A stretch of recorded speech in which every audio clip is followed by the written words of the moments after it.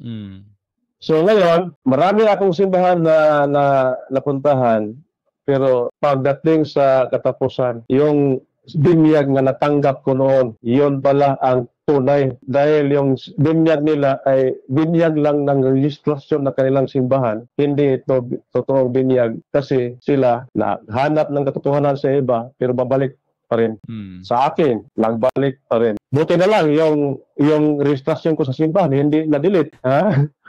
Yung iba dyan, maraming simbahan na pinuntahan, pero babalik pa rin. Buti na lang, hindi dinilit ang pangalan ko sa simbahan Katoliko. Kasi maraming nagpunta sa ibang simbahan, sa ibang simbahan, pero ang kanilang pangalan nandyan pa sa simbahan Katoliko. Membro pa sila. Di ba? Yes. Membro pa sila. Once you are baptized, you are baptized. Oo. So, hindi tayo naubusan na patuloy ang ating membership.